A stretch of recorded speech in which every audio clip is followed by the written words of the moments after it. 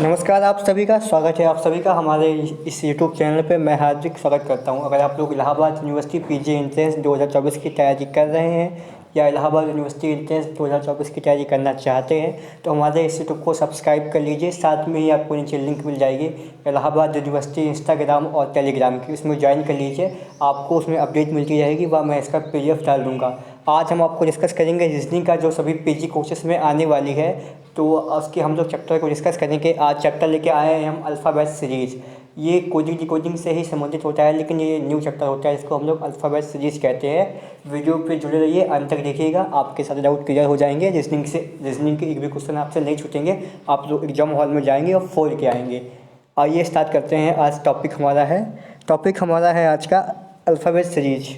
सबसे पहले आप लोग सब्सक्राइब कर लीजिए हमारे चैनल को, ताकि आपको सारी अपडेट मिलती रहे, और जाके ज्वाइन कर लीजिए ताकि आपको नोटिफिकेशन मिलती रहेगी। और आज से आपको पता ही है कि एडमिशन आ गया है, उसका एडमिशन का फॉर्म आ गया हुआ है, तो आपको सारी अपडेट हम लोग देते रहेंगे। चलिए स्टार्ट करते हैं आज से अपना पहला टॉपिक, जिसको हम लोग कहते हैं अल्फ़ाबेट सीरीज। देखिए अल्फ़ाबेट सीरीज क्या होती है, एक आज हम लोग थोड़े से डिस्कस करते हैं इसको। अल्फ़ाबेट सीरीज जो वो होती है जिसको हम लोग कैसे, यहाँ पे C है, D है, यहाँ पे F है, तो यहाँ पे क्या होगा, इस प्रकार जिस प्रकार से मिसिंग नंबर होता है उस प्रकार से अल्फ़ाबेट सीरीज होती है। ताकि कुछ आपको दिया होगा नंबर OPQ और पूछ देगा इसके बाद क्या आएगा।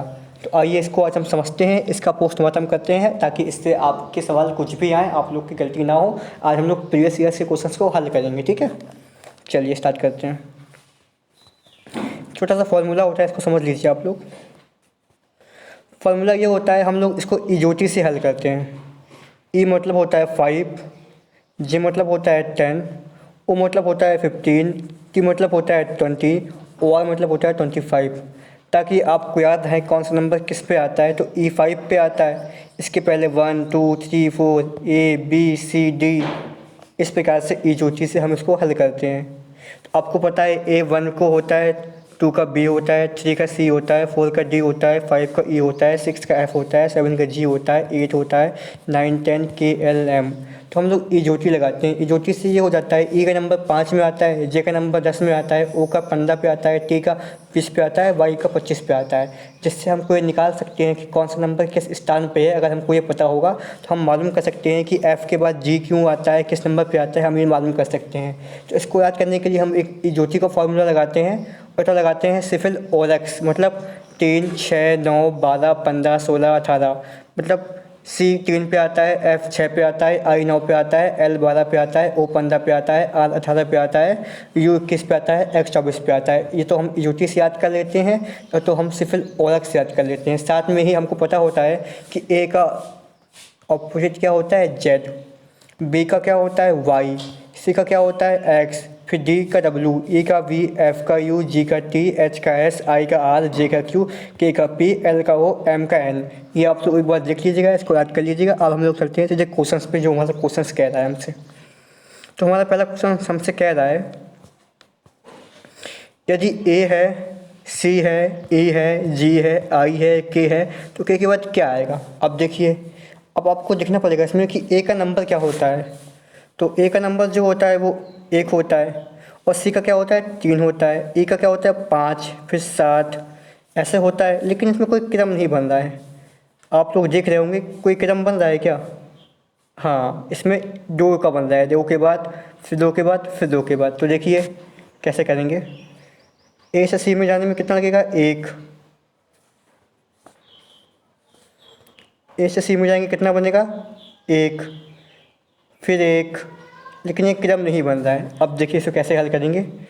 देखिए A का क्या होता है प्लेस वैल्यू, आपको पता है A का 1 होता है, C का कितना होता है 3 होता है, E का कितना होता है 5 होता है, G का कितना होता है 7 होता है, और I का कितना होता है 9 होता है, और K का कितना होता है 11 होता है। तो अब K के बाद क्या आएगा, एक अंक के बाद क्या आएगा M का कितना होता है 13। तो यानी 1 3 5 7 11 13, यहाँ पे और इवनिंग का गेम चल गया है, तो यहाँ पे 13 हमारा क्या आएगा M। तो ऑप्शन नंबर A हमारा ठीक हो जाएगा, ठीक है। अब नेक्स्ट क्वेश्चन करते हैं हम लोग। नेक्स्ट क्वेश्चन हमसे कह रहा है, B के बाद C के बाद E के बाद G, K M। अब इस पर क्या होगा, इसमें भी वही चीज़ फॉलो हो रही है। B का 2 होता है, सी का 3 होता है, ए का 5 होता है, जी का 7 होता है, के का 11 होता है।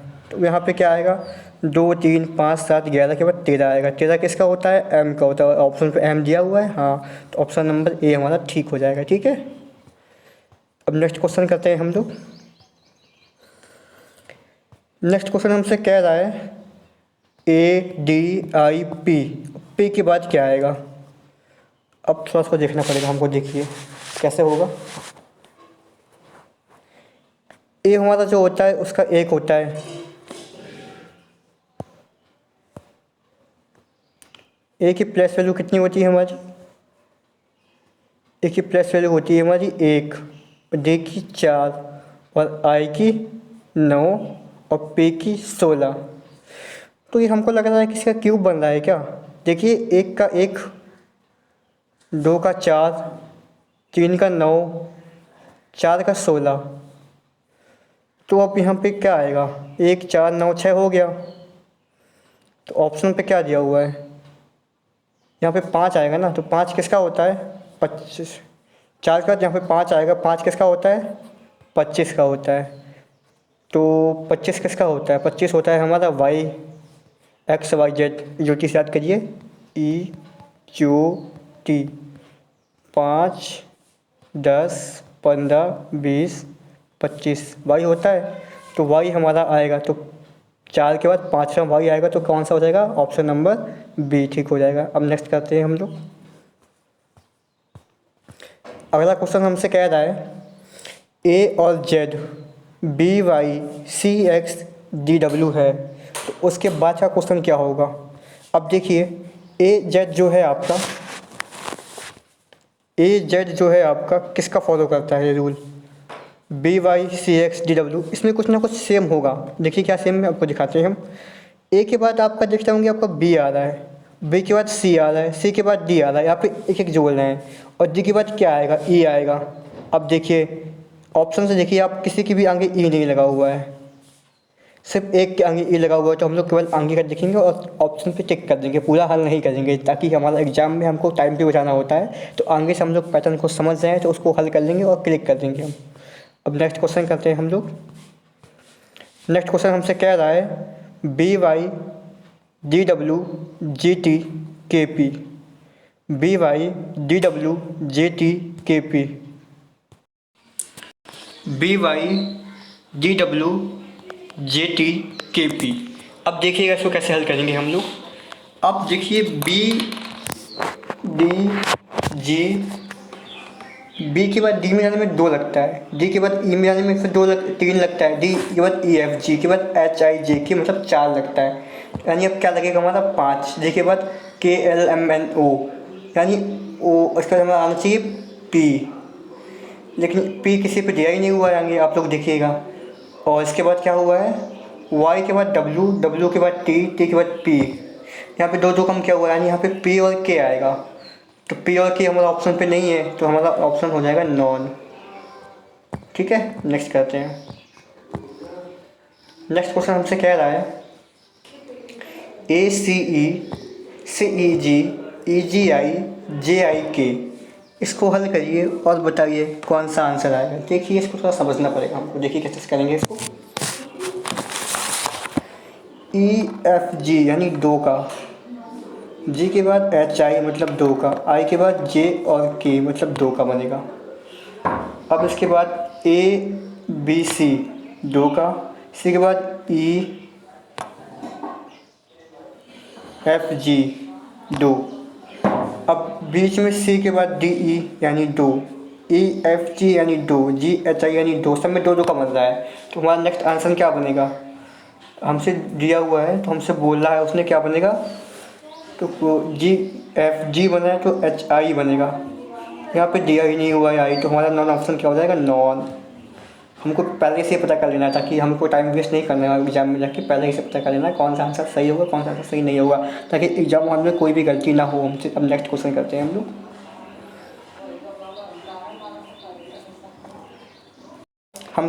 हमको दिया हुआ है A B C C D G E F के जी एच ओ। अब देखिए इसको कैसे करेंगे। अब देखेंगे ए से सी में तक जाने में 2, फिर डी से ई तक जाने में फिर 2, ए के बाद एफ जी 2, नीचे का 2 का चल रहा है हमारा गेम। अब सी के बाद डी बी के बाद सी डी यानी 2, ई एफ यानी 2 और एफ के बाद जी एच यानी 2 बीच का, यानी 2 का क्रम चल रहा है। तो उसके आगे हमारा क्या बनेगा, यहाँ से आई बनेगा, यहाँ से जे बनेगा और आई एल है, मतलब ऑप्शन नंबर बी हमारा ठीक हो जाएगा। उनको लास्ट का निकालना ही नहीं पड़ेगा क्योंकि उसमें पहले ही दिखा दिया आपको, ठीक है। तो ऑप्शन नंबर बी हो जाएगा हमारा। अब हम लोग नेक्स्ट क्वेश्चन करते हैं। नेक्स्ट क्वेश्चन हमसे कह रहा है डी सी डब्ल्यू। इस क्वेश्चन को थोड़ा समझना पड़ेगा आपको। देखिए कैसे करते हैं। हमसे बोल रहा है डी सी एक्स डब्ल्यू, ये डी है बच्चों, ठीक है। इसके बाद F E V U H G T S. अब देखिए दोस्त में 2 का क्रम चल रहा है। देखिए कैसे चल रहा है। एच के बाद E F 2, D E F 2, C D E 2, E F G 2, T U V 2, V के बाद W X 2, S U V 2, V के बाद डब्ल्यू 2 यानी डब्ल्यू यू वी डब्ल्यू, इसके बाद एस यानी 2, यानी 2 का क्रम चल रहा है हमारा यहाँ पे। यहाँ पे 2 का क्रम चल रहा है। तो देखिए यहाँ पे जो क्रम बन रहा है हमारा, तो उसके बाद कैसा बनेगा। तो बच्चों इसमें 2 का चल रहा है तो हमारा फिर इसमें आएगा हमारा जे आई आर क्यू। देखो ओ पी क्यू आर, जे के बाद आई आर क्यू। जब 2 का क्रम बनेगा तो 2 का क्रम बन जाएगा। तो ऑप्शन नंबर बी हमारा ठीक हो जाएगा। अब आइए नेक्स्ट क्वेश्चन हम लोग करते हैं। नेक्स्ट क्वेश्चन हमसे कह रहा है W X C D, W X C D U V E F S T G H Q R I J. देखो Q R S T U V W, यानी 2 का क्रम चल रहा है। R S T U V W X, फिर I G 2, C D E 2, D E F 2, H D E F 2, F G S 2, H I जे 2, यानी पूरी में 2 का क्रम बन रहा है। और हमको देखना है इसमें से ऑप्शन में किस में 2 का क्रम बनेगा। तो ओ पी के एल में कुछ बन रहा है क्या। ओ पी 2, पी के बाद के एल 2, यानी 2 का क्रम बन रहा है इसमें। तो ऑप्शन नंबर ए हमारा ठीक हो जाएगा। तो हमारे पूरे क्वेश्चन इसमें हो गए। अब देखिए आपको आज हमने पढ़ा दिया है अल्फ़ाबेट सीरीज, कोडिंग डिकोडिंग से भी आपको पढ़ा दिया है। मशीन नंबर कर आपको हम पढ़ा देंगे। तो स्वस्थ रहिए, मस्त रहिए, पढ़ते रहिए। आपकी एग्जाम डेट आ गई है, एकदम पेशेंस रखिए, फॉर्म डाल दीजिए, अच्छे से तैयारी करिए। हमारी टीम आपको पूरी तैयारी करवा दी है, रीजनिंग की हो, जीके की हो, हिंदी की हो, आपकी सारी तैयारी करवाई जा रही है। तो आप लोग यूट्यूब को सब्सक्राइब कर लीजिए, साथ में इलाहाबाद इंस्टाग्राम को भी ज्वाइन कर लीजिए ताकि आपको कोई भी अपडेट हो मिलती रहे।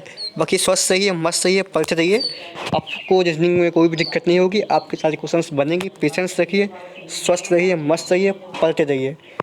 और इसको याद कर लीजिएगा, एक बार आपको बता देते हैं क्योंकि एग्जाम हॉल में कुछ टाइम नहीं होगा। तो आपको याद रखना है ये ज्योति जो आपका है, इसको अच्छे से आपको कंप्लीट कर लेना है ताकि हम एग्जाम हॉल में जाएँ तो कुछ भी दिक्कत ना हो, उससे क्वेश्चन कोई भी फंसे तो आपको दिक्कत ना हो। ठीक है, फिर मिलते हैं आपसे कल। स्वस्थ रहिए, मस्त रहिए।